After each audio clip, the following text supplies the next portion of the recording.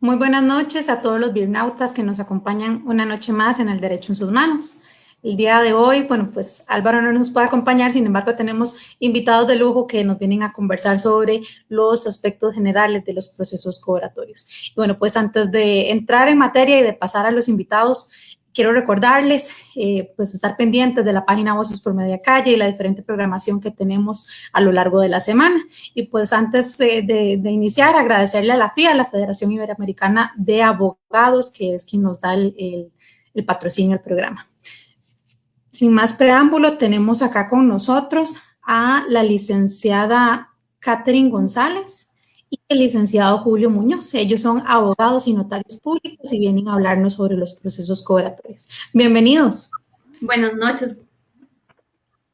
Muy buenas noches, Alex. Encantado de estar con ustedes y muy agradecido también por habernos tomado en cuenta para hablar de un tema tan importante como es los temas cobratorios en nuestro país, ¿verdad? Y en la legislación nacional. Así que va a ser un placer compartir con ustedes esta noche. Exactamente. Sí, muchas gracias. Un gusto estar acá, pudiendo hablar un poco de un tema que nos apasiona bastante, ¿verdad? Un tema del día a día, súper importante, ¿verdad? Conocer los aspectos, pues, básicos que vamos a tocar en esta horita. Así es. Y bueno, pues creo que todo el mundo siempre se ha visto involucrado en un proceso cobratorio, ya sea ha tenido que enfrentar un proceso de cobro porque algún familiar se ha visto envuelto en un proceso de cobro. Entonces han recibido las famosas llamadas de que tienen la deuda pendiente de pago, que recuerde que si no cancelan tantos días, entonces lo van a llevar al proceso. Entonces, probablemente muchos de los birnautas ya estén familiarizados con este tema. Tal vez si vamos entrando un poquito en qué es en sí un proceso cobratorio.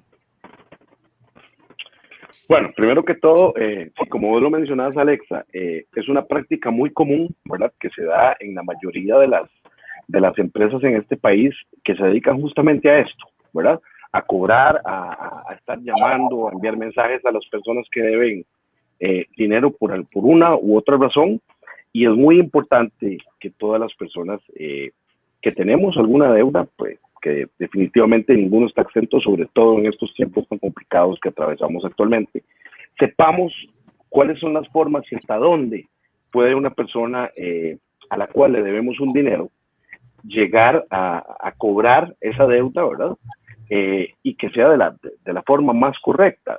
El ordenamiento jurídico nuestro establece una serie de normas y de procedimientos con los cuales el conocimiento que debe tener un sujeto que está expuesto a este tipo de situaciones, pues es muy importante. Por lo tanto, la asesoría que debe recibir también de un profesional en derecho debe ser bastante aceptada para que pueda eventualmente dilucidar alguna situación que no se ajuste a derecho y que eventualmente podría ser algún escape o darle una solución real a estas personas.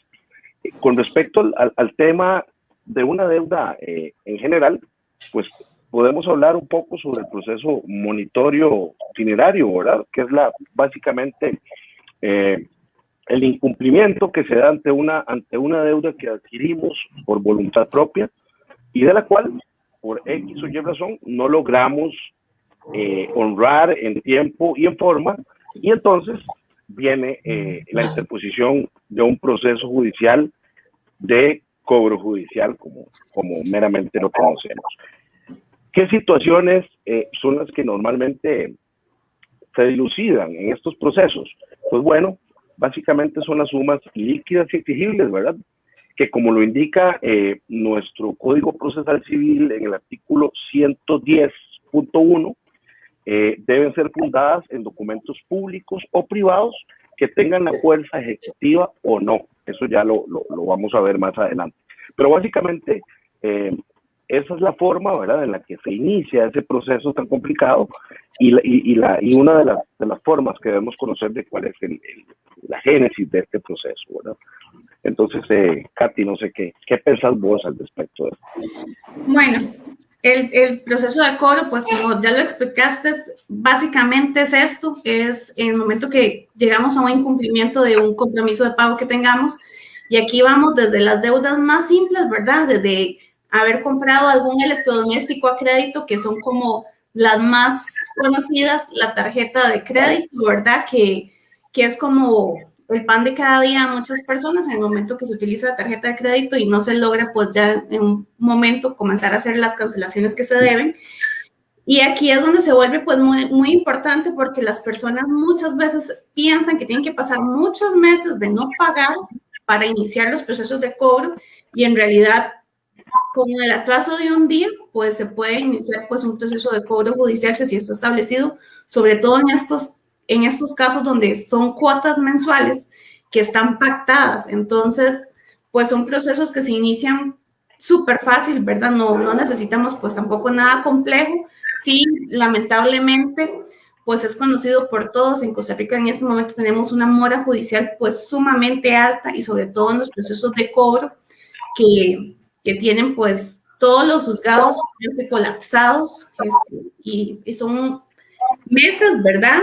Para no hablar de años en muchos casos para poder iniciar los procesos de cobro.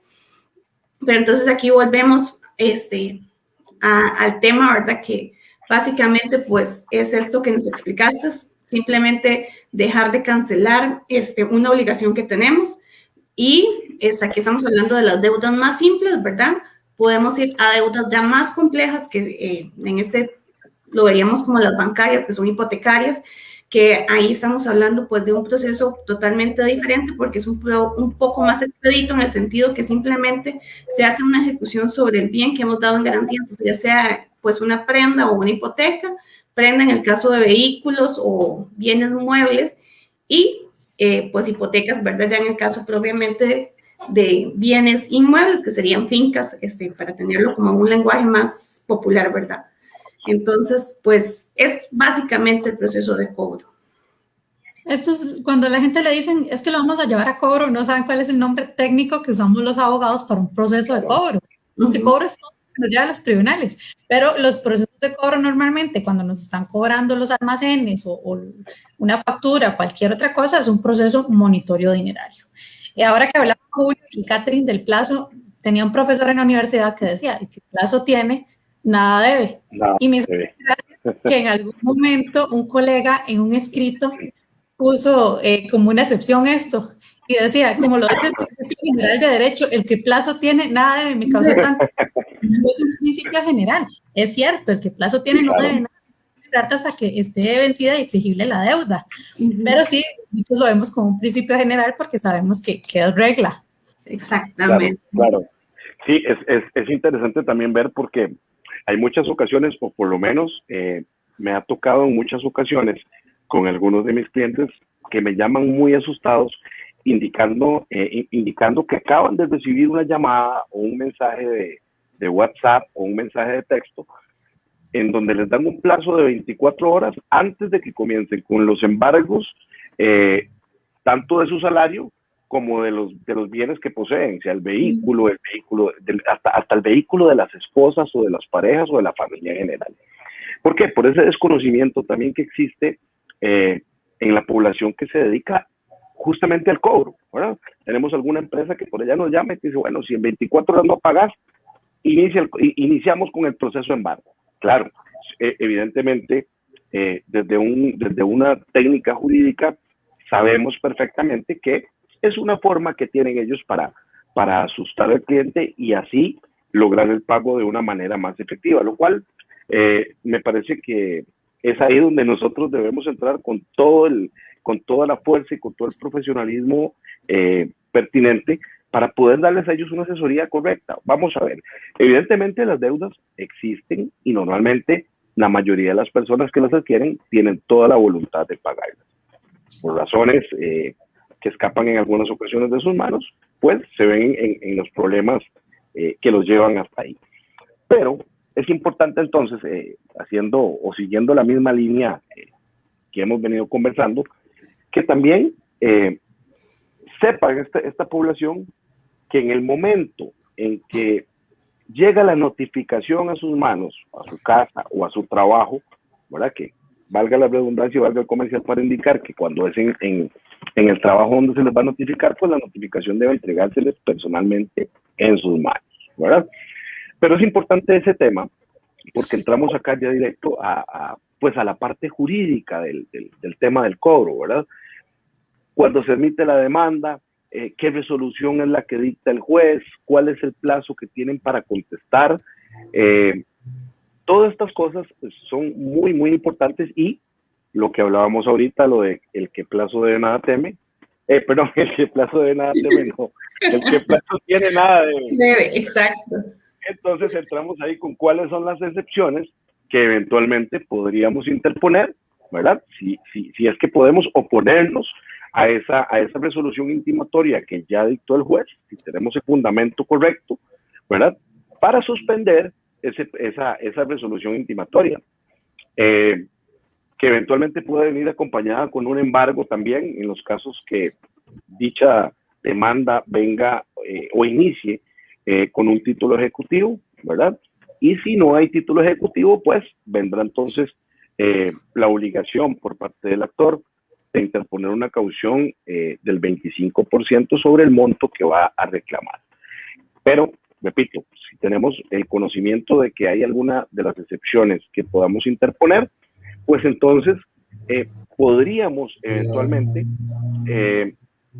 modificar, o más bien suspender el efecto de la resolución intimatoria solo contra el embargo, o con la excepción de que contra el embargo no podríamos hacerlo, ¿verdad? Pero es uno de los aspectos también muy importantes, el proceso, ¿verdad? ¿Cuál es en cuanto al tiempo, cuáles son las formas y las condiciones en las que debe la persona también atender un proceso de estos, que es bastante importante, ya que la no respuesta o la no contestación a una demanda de estas, o allanarse a la misma, pues se va a entender que está de acuerdo con la demanda que se está haciendo, ¿verdad?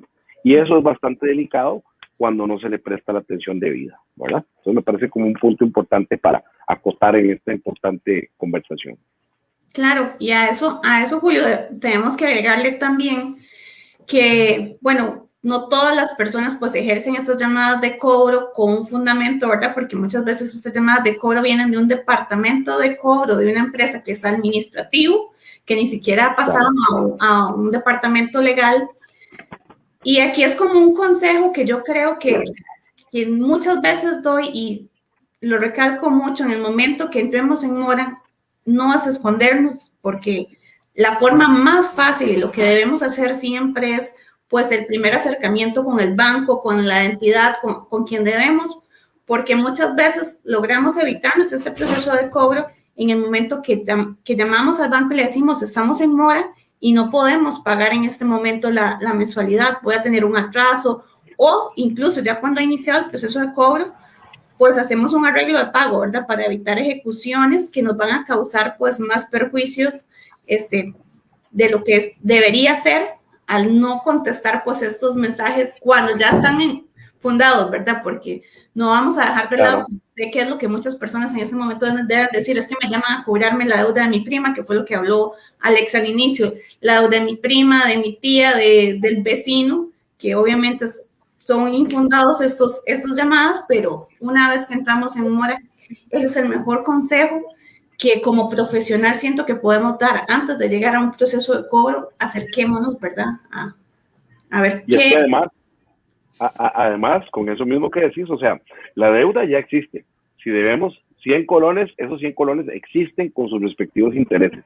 Pero si nosotros logramos acercarnos como decís vos, acertadamente, a dar la cara, podemos evitarnos también el costo del proceso, ¿verdad? Porque normalmente no es nada barato, y el incremento que va a tener nuestra deuda una vez que se inicia un proceso judicial, pues es bastante alto, ¿verdad? Es bastante alto, y evidentemente no lo podemos evitar. Podríamos eventualmente negociarlo, como hacen algunas entidades, ¿verdad?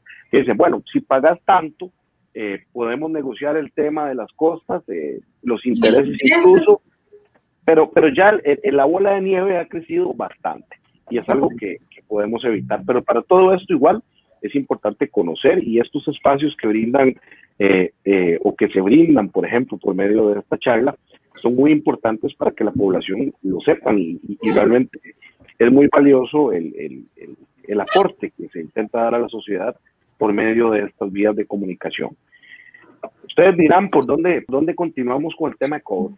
¿verdad? Así es, Julio. Bueno, y tal vez retomando un poco lo que estabas hablando cuando uno va a contestar una demanda, mucha gente le notifican del proceso monitorio y tal vez por no tener que incurrir en un gasto extra, porque ya de por sí tienen la deuda encima y los intereses, no quieren pagar un abogado que les asesore.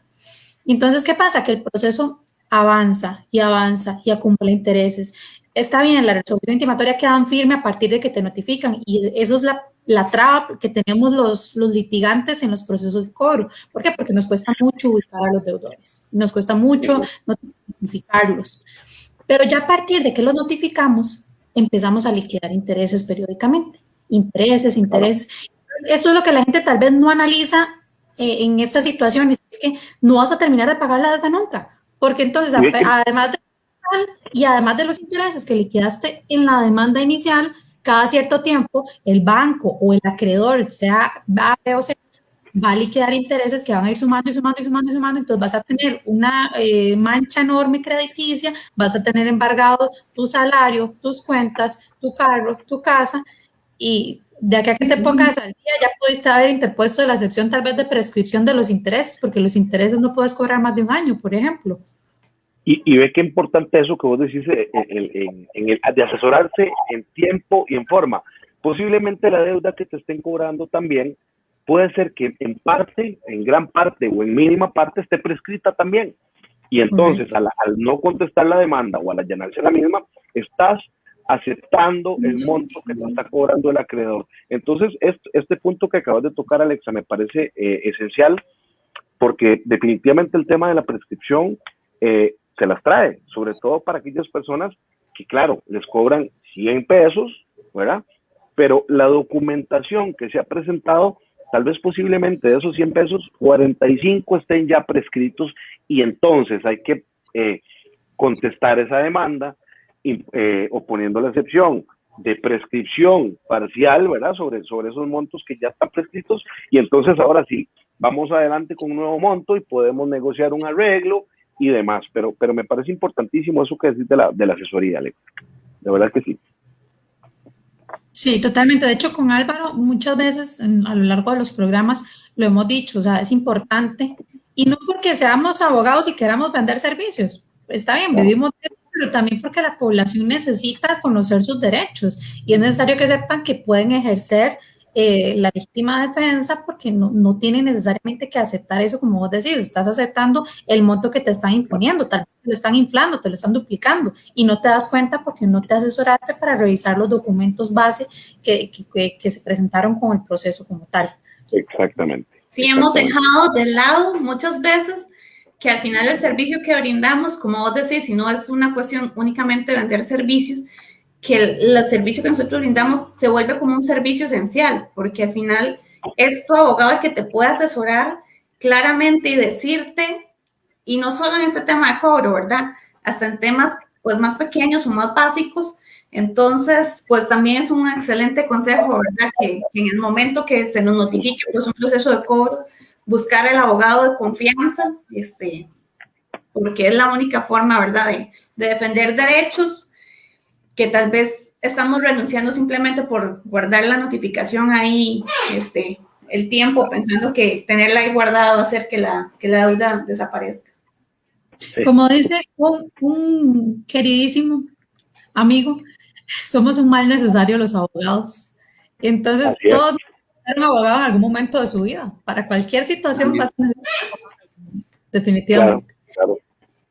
Entonces, bueno, si quieren vamos para ir viendo todas las generalidades, porque no solamente tenemos el proceso monitorio, itinerario, también tenemos otros procesos que son de la misma naturaleza, pero que tienen diferencias significativas en relación con el proceso monitorio. Ok.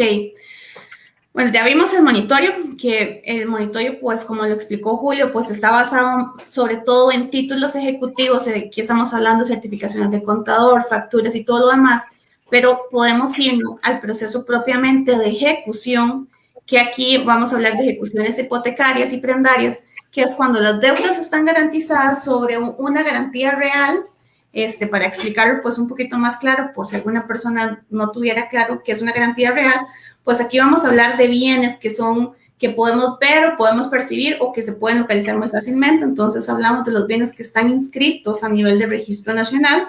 Entonces tenemos el proceso de ejecución hipotecaria, que es sobre propiedades propiamente, y aquí pues es un proceso pues un poco más fácil en el sentido de que aquí no hay, porque ya hubo una escritura pública donde se consignó que esta finca, la finca A, iba a ser garantía de este crédito. Entonces, ante el incumplimiento, pues desgraciadamente lo que se hace es ejecutar esta hipoteca, que significaría pues sacar a remate esta propiedad por el monto que estemos adeudando, y pues es un proceso pues bastante expedito, en el sentido de que si no hubieran las trabas, que es lo que hablabas al inicio, de lograr notificar al deudor, pues es un proceso debería ser sumamente sencillo, ¿verdad? Y de la misma forma que es con los bienes muebles, ¿verdad? Vehículos o cualquier otro bien mueble que tenga prenda inscribible, de la misma forma, pues si simplemente una vez el incumplimiento, pues ejecutamos esa garantía que tenemos, la cual vamos a irnos a un remate, ya sea que sea de interés del acreedor dejarse de la propiedad, o bien a los remates, siendo que son públicos, puede llegar cualquier otro postor que quiera pues adquirir la propiedad por el monto que se está sacando al remate, que por lo general son montos mucho menores al valor real de las propiedades o de los vehículos. Sí, Claro, Katy. este Y bueno, caso, okay. tal vez para reforzar un poco lo que acaba de decir Katy, en los procesos de ejecución prendaria e hipotecaria, a diferencia de los procesos monitorios, donde te dicen que te dan un plazo de 5 días para pagar y todo el asunto, de una vez el juez dice, se señalan tales y tales y tales fechas para celebrar los 3 remates, emiten el edicto, la orden en el caso de los vehículos, claramente, porque no podemos capturar una propiedad, pero sí, o sea, tienen esa gran diferencia que los hace en cierto modo más expeditos, pero que si bien es cierto, no, en la normalidad o en la realidad no sucede que sean tan expeditos. Los tribunales de justicia, y es algo que yo trato de explicarle siempre a los clientes y en especial a los extranjeros, porque ellos no conciben cómo en Costa Rica un proceso judicial puede durar 1, 2, 3, hasta 5 años. Entonces, no es que yo no quiera que el proceso avance, no es que yo no trabajo para que el proceso avance, es que el juzgado tiene una mora judicial de entre 6 y 9 meses, y con la pandemia no hemos medido a cuánto subió esa mora judicial. Julio, ¿ibas a comentar algo al respecto?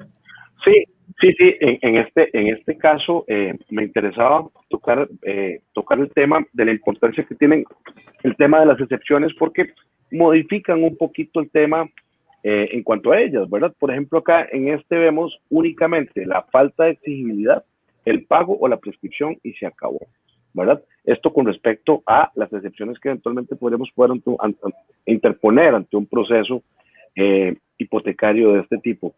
En relación, o más bien en diferenciación con el proceso anterior, que es el dinerario, pues sí considero yo que es más expedito tal vez la parte procedimental, porque la constitución de la prueba es mucho más sólida, ¿verdad? Y mucho más fácil para presentarle al juez pues, el tema del incumplimiento. Por ese lado existen algunas diferencias con respecto al proceso anterior. El Código Procesal Civil, con la nueva reforma que se dio, considero yo que sí hace el proceso aún más expedito de como era antes, ¿verdad? Claro que hay que tener mayores cuidados, ¿verdad? Sobre todo en la interposición de los procesos, y de igual forma para los que se ven afectados con este tipo de situaciones, pues también estar pilas, ¿verdad? Como dicen, porque pues es más rápido en el aspecto procesal, ¿verdad? Y eso puede impedir eventualmente que la persona pueda llegar a arreglos más rápido o recuperar un bien en el momento en que se va al remate, ¿verdad? Por la celeridad del proceso, ¿verdad? Entonces eso es muy importante también de tenerlo en cuenta. Bien, Julio. Y bueno, retomando el tema de los procesos tributarios, títulos que son, pues, base para poder ejecutar en un proceso de esta naturaleza. Por citar algunos y que tal vez ahorita ustedes me van a ampliar un poco más, pero el pagaré, la letra de cambio, la factura e incluso un cheque, porque mucha gente no sabe que cuando emite un cheque sin fondos, ese cheque se puede llevar a un proceso monetario. Y es importante que la regulación pues tenga esto claro. Entonces, tal vez para ver un poco las diferencias, porque hace alrededor de un mes, un poquito más, hubo al Código de Comercio en relación con las facturas, que sí me gustaría que tocáramos antes de que termine el programa. Ok. Recientemente, pues hubo una reforma, que es un tema que hemos venido, como todo se ha ido actualizando, todo se ha vuelto digital, ¿verdad? Estaba el tema de la factura digital, que pues entramos en una era de que todo se debe hacer digital y pues muchos creían, ¿verdad? Que la factura digital simplemente la ejecutábamos porque como ya la mandamos y ya la persona la recibió, que debería ser, bueno, desde mi punto de vista es como debería ser, en el momento que vos recibís la factura digital, le das recibir y aceptar lo que te están cobrando, pero no es así. Y recientemente pues hubo una reforma y ahora pues sí entra la factura digital como un título ejecutivo, pero siempre tenemos la salvedad que la factura debe ser firmada, nunca se le va a quitar este requisito indispensable de que la factura sea firmada por el deudor, pero la diferencia que tenemos en este caso es que la factura va a tener que ser firmada digitalmente para poder pues llevarla a un proceso de cobro. Entonces, esta es como la reforma más reciente que tenemos a nivel de títulos, ¿verdad? De la factura digital, que ya entra como un título ejecutivo, siempre y cuando esté debidamente firmada digitalmente por el deudor. Volvemos siempre al mismo punto. O bien, Katy, en el caso que tal vez el deudor no quiso o no pudo firmar la factura y por un X o Y motivo las relaciones terminaron mal y no quiso pagar, entonces podemos llevar esa factura a un reconocimiento para que el deudor la reconozca y entonces ya con eso acudir al proceso monetario. Caso contrario, es un saludo a la bandera, como dicen. No podríamos hacer nada con la factura digital. Y esto nos tiene a muchos amarrados porque francamente pues no esperábamos que esta reforma se diera en ese sentido. Yo en lo personal creí que iba a simplificar un poco este asunto porque muchos profesionales o todos los profesionales liberales en este momento tenemos el deber de emitir factura electrónica. Ajá. Entonces, si no nos pagan y no está firmada por el deudor, que casi nadie lo hace, estoy segura, no podemos cobrar. Entonces, tenemos que dar esa plata por perdida. Por perdida, tristemente sí. Yo también, pues pensé, digamos, porque fue un proyecto de ley al que se le hizo pues mucho ruido a nivel y pues pensé que realmente iba a ser algo que iba a venir como a aligerar un poquito más el proceso, pero volvemos al mismo punto, ¿verdad? Y cuesta mucho porque cómo obligas a las personas a que te firmen la factura y muchas veces pues en una relación, como es la base de todas las relaciones comerciales, la buena fe, uno espera, ¿verdad? Que siempre exista la buena fe y muchas veces las personas pues por una cuestión de pena, como de dejar de insistir, me firmas la factura, me firmas porque siempre está pues esta relación, ¿verdad? Que vos decís, te voy a pagar y pues muchos tendrán la suerte, ¿verdad? Que les paguen, pero pues fue una reforma, ganamos un paso, pero creo que nos quedó debiendo bastante la reforma y que necesitamos una reforma a esta reforma definitivamente porque no avanzamos mucho. Pero esta situación con mucho más razón obliga a las personas que eventualmente pueden verse en esta situación, pues a ser más diligentes con el tema de los documentos que van a tener como respaldo. Vamos a ver, pensando siempre en lo negativo que puede salir un negocio, ¿verdad? Por lo tanto, es una responsabilidad que nos atañe a todos los que estamos metidos dentro del comercio para que en el momento oportuno tengamos la documentación oportuna para poder interponer un proceso. También hay otro, que es el certificado, ¿verdad? O las resoluciones judiciales, en donde consta una suma líquida a pagar, ¿verdad? Y que por razones del proceso no se puedan cobrar dentro del mismo. Ese es otro de los títulos que es interesante que los toquemos, ¿verdad?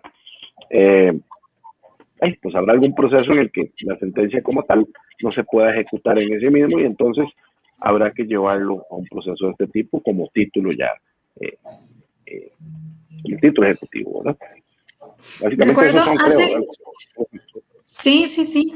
Recuerdo hace algunos años, cuando estaba iniciando, no recuerdo si era asistente o si ya era abogada, con las facturas siempre ha sido todo un tema, porque eran facturas físicas y entonces ya empezó a darse el tema de que debía haber una lista de firmas autorizadas para asegurarse que la persona que recibió esa factura estaba facultada para poder recibirla, porque si no, entonces rechazaban el proceso. Entonces, la factura siempre se las ha traído, física, digital, comercial, cualquiera, siempre es un Siempre ha problema. sido un tema, porque esto todavía se utiliza, digamos, en los contratos, todavía se pone, autorizo a Pedro, Juanito y alguien más a recibir las facturas y firmar. O sea, a la fecha se sigue utilizando. Sí. Así es. Y bueno, retomando el asunto de las pagaré y las letras de cambio, porque hay una diferencia entre uno y otro. Y bueno, el pagaré para los birnautas, porque muchos de los birnautas no son abogados, el pagaré es una orden incondicional de pago. La letra de cambio es una garantía. Y eso es lo que usamos muchas veces o lo que usan muchas veces en los almacenes de que tiene el pollito o en el otro que es de un color en específico, ¿verdad? Entonces, la gente lo firma y no sabe qué es uno y qué es el otro. Y el pagaré tiene ciertas diferencias en relación a la letra. Entonces, pagaré es atrás. Establecemos tractos, que si Julio me prestó 100,000 colones y acordamos de firmar un pagaré que yo le iba a pagar 10,000 por mes durante 10 meses, hasta que no venza alguna de las cuotas y yo no la pague, no lo pueden ejecutar. En cambio, con la letra de cambio, si dice que yo le voy a pagar a Catherine el 16 de abril del 2021 y yo no le pago, al día siguiente Catherine está en los tribunales de justicia cobrándome. Claro. En el caso del pagaré, nada más te robo un minuto. En el caso del pagaré, por ejemplo, si no hay una cláusula que diga que el vencimiento o el no pago de una sola de las cuotas hace exigible la totalidad de la deuda, entonces el acreedor queda atado de manos. ¿Por qué? Porque tiene que esperar hasta que venza la última cuota para poder cobrar todo, porque no establecieron esa cláusula. Ahora sí, Julita. No, nada más voy a comentar que por eso es que se dice que la letra de cambio es un documento de garantía, ¿verdad? La letra de cambio es documento de garantía y no necesariamente una orden de incondicional de pago. Eso que estás diciendo es súper importante, pero con relación al principio de literalidad, ¿verdad? Que se puede desprender de la misma, en este tipo de procesos podemos analizar podemos analizar únicamente lo que el documento contiene y no más allá, ¿verdad?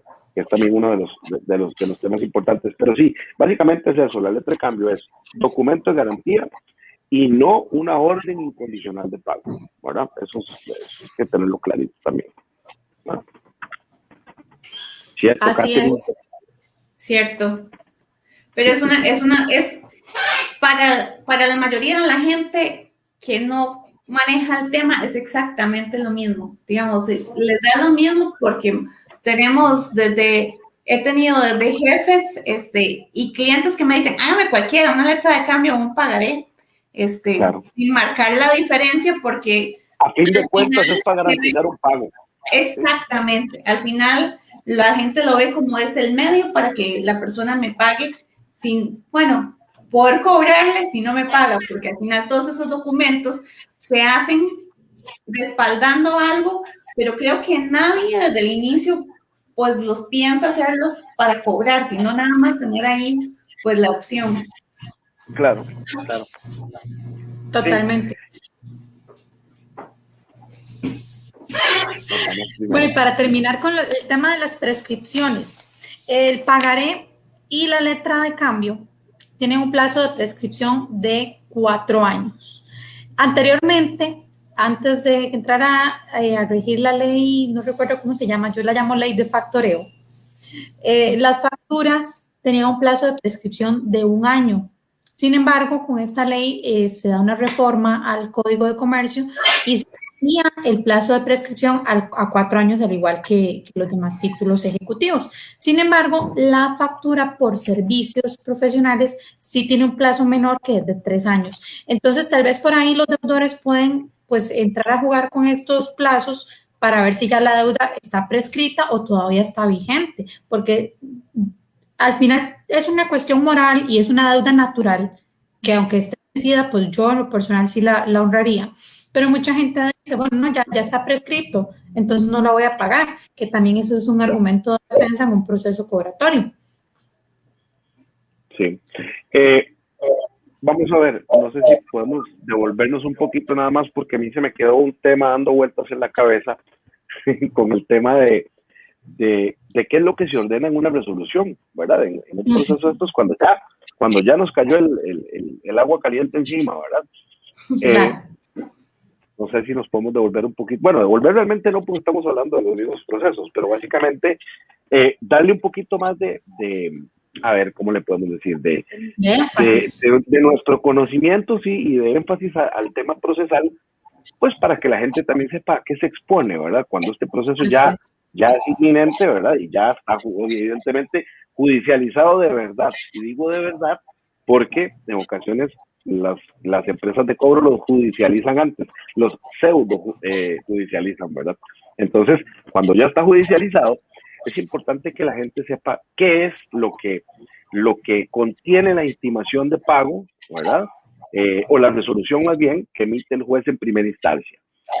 Lo primero es el pago del capital adeudado, ¿verdad? O sea, la deuda que tenemos es lo primero que va a venir en esa resolución.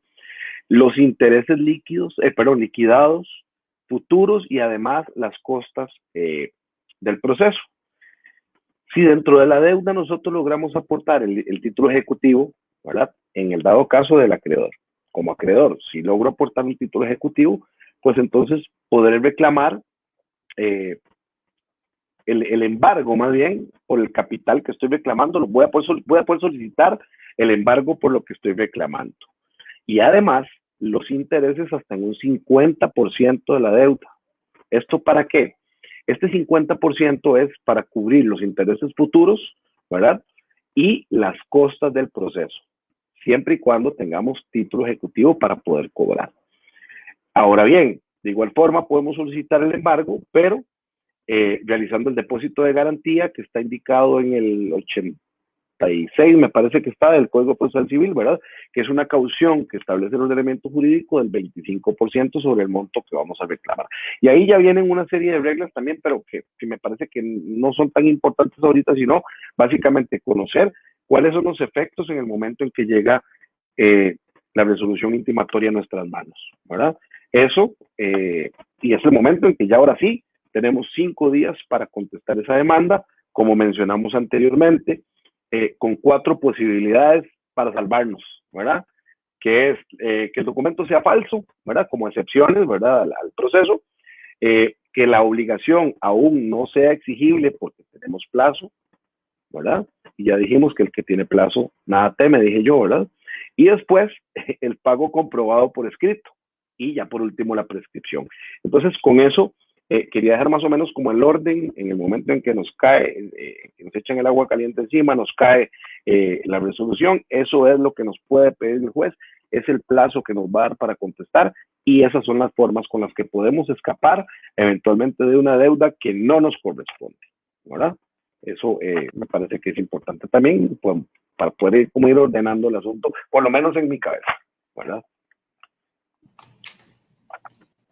Sí, correcto, Julio. Y bueno, pues ahí, aunado a lo que vos acabas de decir, junto con la demanda, uno solicita embargo de salario, que te van a ir a notificar a tu lugar de trabajo para que te retengan una suma, que hay una fórmula que yo no la he podido hacer nunca a pie, como dicen, pero hay una fórmula para cuál es el porcentaje que te van a embargar del salario, te van a anotar todos los bienes que tengas a nombre tuyo, te van a embargar las cuentas de los bancos públicos y privados Y adicional a eso, te va a aparecer en cualquier sistema de registro crediticio la mancha. Entonces, si vas a pedir un préstamo en cualquier entidad bancaria, no vas a poder porque vas a tener esa mancha hasta que no lo arregles. Ya no Entonces, podemos sacar ni una una de las línea de medidas, teléfono celular. sí, Exacto. estas son algunas de las medidas coercitivas que ejercen o ejercemos los acreedores para garantizar el pago de la deuda. Y es porque es un derecho que nos asiste para poder hacerlo, ¿verdad? Porque si ya no hemos logrado por la vía administrativa, normalmente siempre se agota una vía administrativa para cobrar una deuda, hay que hacerlo de esta manera en vía judicial. Si bien es cierto, muchas de las entidades o de las gestionadoras de crédito no realizan una forma correcta porque de cobro, porque más bien meten miedo diciéndole a tal vez a una persona adulta mayor, es que si usted no me paga, hasta mañana la meto a la cárcel, cosa que no es cierto, porque en Costa Rica nadie va a prisión por una deuda, Excepto pues sí pueden llegar a cobrar, pero en pensión alimentaria son otros 100 pesos porque ahí sí priva el interés superior del niño y te giran orden de captura al día siguiente. Exactamente.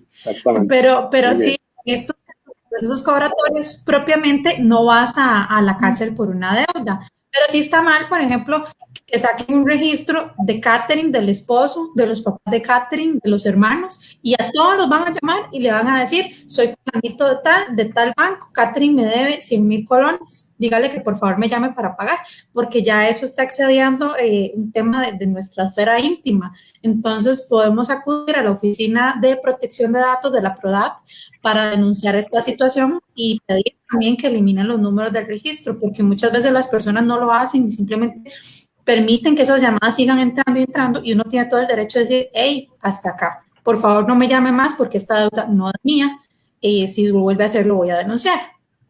Que es lo que No yo he solo tenido que eso, aplicar, porque todo el mundo ha tenido que aplicar en algún momento, creo. claro, no, por supuesto. Y de hecho, o sea, eso va más allá. Eso tiene todavía mucha tela que cortar en el momento en que a mí como deudor me llama una entidad para cobrarme, todo bien.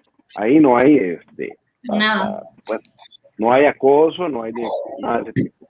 Pero si llaman eventualmente a mi hermana, a mi esposa, a mi novia, a mi compañera, A los eso papás. evidentemente es una violación, claro, es una violación al derecho a la intimidad que tenemos nosotros sobre los datos personales.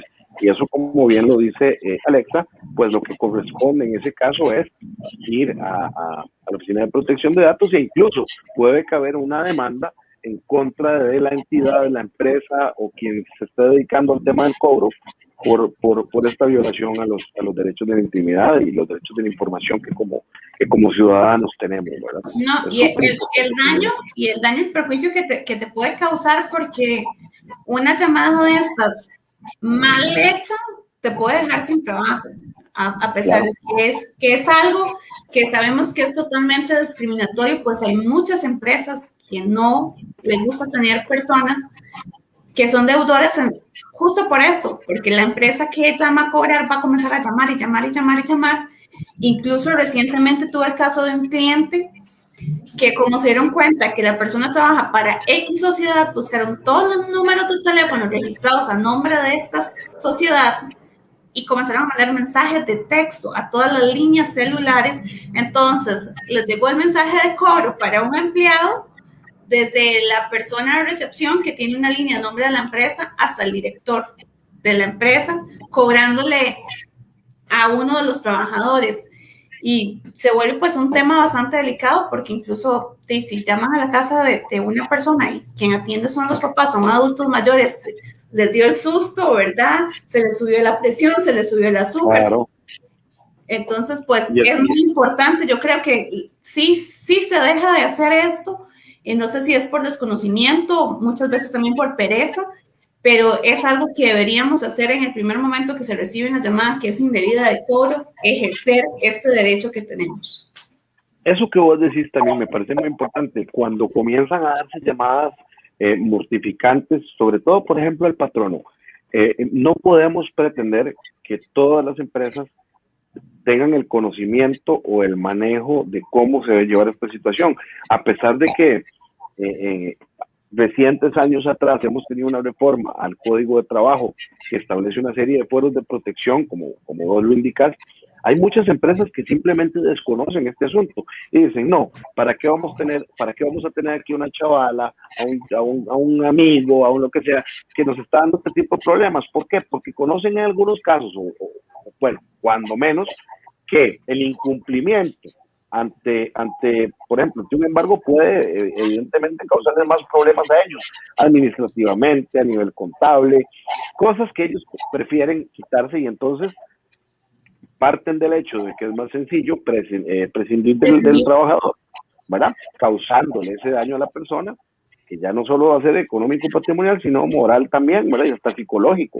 Ya ahí hay una serie de fueros ahí que se pueden ver violentados en una persona que sufre una situación de estas. Por eso, repito, es algo que se puede volver integral, ¿verdad? O sea, una situación de estas mal manejada se nos puede salir del camino, ¿verdad? Totalmente. Incluso, repito, u otro ejemplo que me parece importante también. Yo, por ejemplo, oculto una deuda en casa, ¿verdad? Qué sé yo, una tarjeta de crédito, alguna compra que hice por allá, me cae la deuda y resulta que en casa se dan cuenta, ¿verdad? Y eso ya también o sea, se dan cuenta por una forma indebida de notificarme a mí o de cobrarme a mí efectivamente la deuda que tengo con X o Y entidad. Y eso, pues, evidentemente también me puede causar otro tipo de problemas, ¿verdad? Eso es muy peligroso también. Entonces, la asesoría me parece que es esencial en todo tipo de procesos cobratorios, y la información que debemos tener a mano siempre también, tanto abogados como ciudadanos que no manejan el tema jurídico. Es muy importante que tengamos las herramientas siempre a mano y saber que debemos de tener alguien de confianza, un abogado de confianza con quien poder conversar sobre estos temas, también por la propia tranquilidad, ¿verdad? Porque una situación de esas también te genera mucho estrés. ¿En qué momento me llaman? ¿Qué voy a hacer si no pago en los 72 horas que me dieron? Puedes cometer hasta más locuras, puedes pedir más platos prestadas que después no puedes pagar, en fin. Es una situación que perfectamente se sale de nuestras manos y se puede evitar siempre, ¿verdad? Totalmente. Creo que, retomando también un tema que creo que lo dejamos por fuera, fue el tema de las hipotecas no inscritas, ¿verdad? Que tal vez, ¿sabes? Un deudor podría alegrarse, ¿verdad? Que, uy, no tenía plano y no se logró inscribir y ya me quité esa hipoteca. Entonces, por recordarles, ¿verdad? Que no vamos a poder, no la podemos ejecutar por medio de un proceso ejecutivo de ejecución hipotecaria, pero lo llevamos al monitorio porque viene a ser pues un documento que podemos, sigue siendo una deuda, se nos complica más la situación, ¿verdad? Pero siempre podemos hacer el cobro de esta deuda. Entonces creo que no lo tocamos, pero no dejarlo por fuera. Las tarjetas de crédito también. Mucha gente cree que por no haber firmado un documento de respaldo con la tarjeta de crédito, no te van a llevar a un proceso de cobro. Es el primero que llega a cobro. Exactamente. Contratos de adhesión.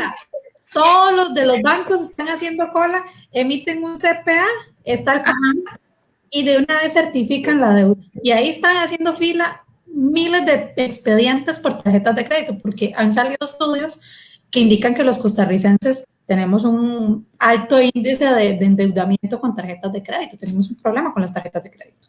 Totalmente. Ahora, hablamos de la prescripción de los títulos, valores como tal, pero también hay formas mediante las cuales el acreedor puede interrumpir esa prescripción.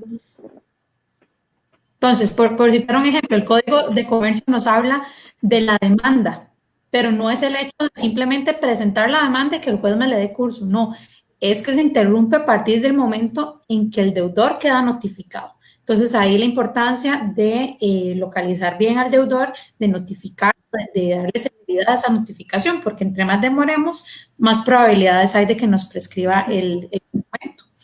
Un requerimiento de pago judicial escrito o de cualquier otra forma, eso también nos puede interrumpir la prescripción. Obviamente no es que le voy a enviar una carta y no sé ni siquiera quién la recibió, no tiene que tener un recibido de que la licenciada Catherine González recibió este requerimiento y con eso me interrumpe la prescripción. En su momento, cuando la gente tenía polacos, que te daba, que hacían, lo que hacían era abonar, aunque sea un abonito de 1,000 colones, me hizo, aunque fuera ficticio, pero que es que con los abonos ya interrumpían la prescripción. Entonces son formas también, la gente no se puede confiar simplemente de que ya pasaron los 4 años, ya no me puede cobrar, porque tal vez en ese ya el acreedor se adelantó y ya te tiene ahí un requerimiento que lo recibiste y no te acordás y te interrumpió la prescripción y entonces comienzan a correr los 4 años otra vez. Yo creo que por un tema de inclusión, aquí hay mucha gente joven y deberíamos explicarles qué eran los polacos. No, es una broma. Es una cosa complicada, ¿verdad? No, pero los polacos existen a la fecha. ¿Sí? Bueno. Todavía existen porque justo ayer que hice teletrabajo, estando en la sala me tocaron y era un señor ofreciendo muebles a pago. Yo les admiro esa confianza, llegaron a casa, dejaron un mueble, págueme a paguitos porque... Bueno, recomendarles ahora entonces que hay que hacer un pagaré, ¿verdad? Definitivamente. Bueno, muchachos, el tiempo se nos pasó muy rápido, muy entretenido, pero ya nos quedan 5 minutos porque ya casi viene don Franklin Vargas con su programa. Entonces, tal vez que me le den un mensaje breve a los burnoutas, una recomendación, qué hacer en un proceso de cobro, qué recomiendan ustedes, cómo actuar para que los burnoutas no cometan errores cuando se ven involucrados en un proceso de esta naturaleza. Pues volvemos al mismo consejo inicial, ¿verdad? El primer consejo siempre va a ser, cuesta, ¿verdad? Porque es como reconocer como un errorcillo, pero tener el contacto con la persona que le estás debiendo ese dinero, intentar llegar a un arreglo de pago cuando comienzan estas llamaditas. Y por supuesto, como dijiste, no es cuestión de vender servicios, pero siempre asesorarse con un abogado, o sea, es lo ideal ya una vez que fuiste notificado, no esconderse, no guardar la notificación debajo de la almohada y verla solo cuando esté porque eso no me soluciona el problema. Sí, totalmente de acuerdo con Katy. Creo que lo único que valía la pena esconder antes o que era permitido era el 50 en la escuela, ¿verdad? Cuando te da el examen, eso se escondía. Pero las notificaciones, definitivamente, pues no, porque entre más dejemos que pase el tiempo, más se nos va a complicar el asunto y menos probabilidades, evidentemente, vamos a tener de poder salir adelante. Sin embargo, no deja de ser importante el tema de la vulnerabilidad que debe tener una persona cuando asume una deuda. Evidentemente, cada uno de nosotros debemos ser responsables al momento de honrar la misma. Por supuesto que hay elementos que hacen que la situación sea muy complicada y que no podamos atenderlas de manera efectiva. Y eso tampoco debe ser un problema. Como decía la licenciada Catherine, dar la cara siempre es la mejor opción. Y cuando das la cara, tienes más posibilidades de buscar ayuda y de buscar soluciones al problema. Por lo tanto, el proceso del cobro judicial, cuando se atiende en forma y en tiempo, existen muchísimas posibilidades de poder llegar a arreglos, de poder incluso darse cuenta de que lo que nos están cobrando no es lo correcto, ¿verdad?